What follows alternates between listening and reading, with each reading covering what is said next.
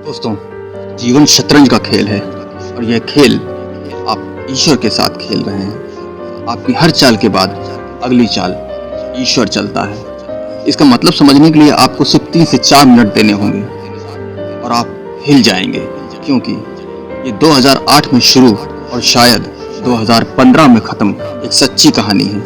और इसके अल्फाज मेरे नहीं बल्कि उस व्यक्ति के हैं जिसकी ये कहानी है।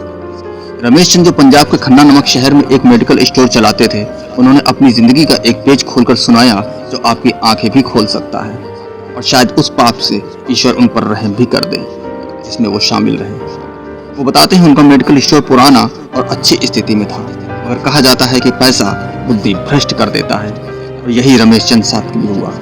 रमेश चंद बताते हैं उनका मेडिकल स्टोर बहुत अच्छा था, उनकी कमाई भी अच्छी थी। उसी की कमाई से उन्होंने जमीन खरीदी, प्लॉट खरीदे और साथ ही साथ एक क्लिनिकल लेबोरेटरी भी खोल ली। लेकिन आज वो बताते हैं कि मैं सच ही बोलूंगा, मैं एक बहुत ही लालची किस्म का आदमी था, क्योंकि मेडिकल फील्ड में कई गुना ज्यादा कमाई होती है। मैं आज ये कहना चाहूंगा कि शायद ही आप लोग जानते हो, मेडिकल फील्ड में 10 रुपए की दवा को 100 रुपए में आसानी से बेचा जा सकता है। लेकिन मुझसे जो भी 2 रुपए कम करने को कहता, मैं उसे मना कर देता था। वर्ष 2008 में गर्मी के मौसम में मेरे मेडिकल स्टोर में एक बूढ़ा व्यक्ति आया। उसने मुझे डॉक्टर का पर्चा दिया। मैंने पढ़कर उसकी दवा निकाल ली। उस दवा का बिल 560 रुपए बन गया। तो बूढ़े ने अपनी सारी जेब खाली कर दी, मगर उसके पास कुल 180 रुपए ही थे। उस समय मैं बेहद गुस्से में था, क्योंकि मुझे काफी समय लगाकर उस व्यक्ति की दवा निकालनी पड़ी थी और उस बूढ़े के पास पर्याप्त पैसे भी नहीं थे। बूढ़ा दवा लेने से मना भी नहीं कर पा रहा था, शायद उस दवा की उसे सख्त जरूरत थी।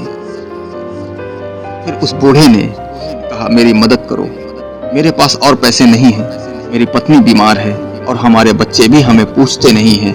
मैं अपनी पत्नी को इस वृद्ध अवस्था में मरते हुए नहीं देख सकता। लेकिन मैंने उस समय उस व्यक्ति की बात नहीं सुनी और उसे दवा छोड़ने के लिए कहा। रमेश चंद कहते हैं, यहाँ पर एक बात मैं कहना चाहूंगा कि वास्तव में उस दवा की एक्चुअल कीमत 120 रुपए ही बनती थी। अगर मैंने 150 रुपए भी लिए होते तो भी मुझे 30 रुपए का मुनाफा ही हुआ होता। लेकिन मेरे लालच ने उस बूढ़े लाचार व्यक्ति को भी नहीं छोड़ा।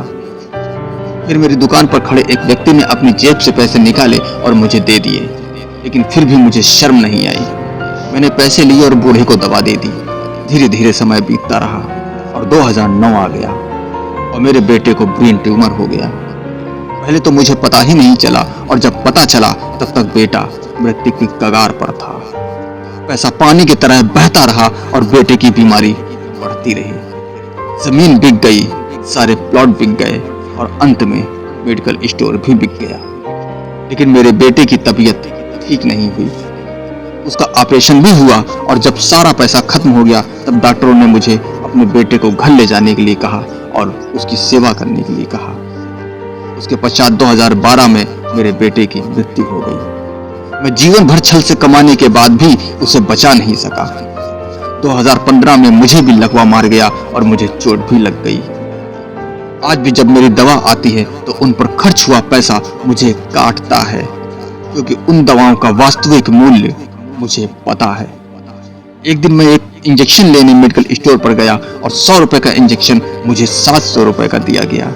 लेकिन उस समय मेरी जेब में मात्र 500 रुपए ही थे और इंजेक्शन के बिना ही मुझे मेडिकल स्टोर से वापस आना पड़ा।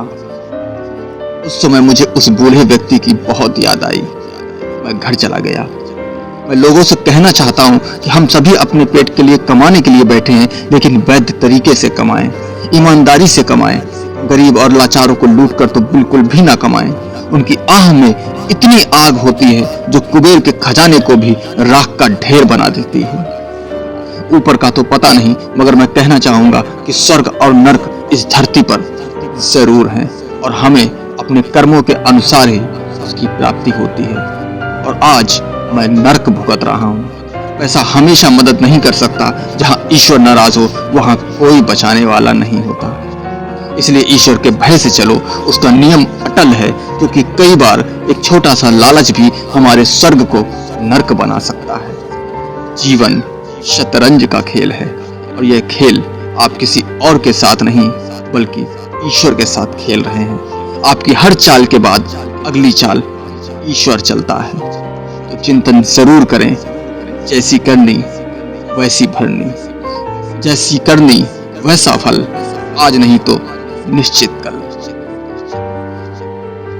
थैंक यू दोस्तों, कुछ सीखा हो, अच्छा लगा हो वीडियो तो लाइक कीजिए, शेयर कीजिए।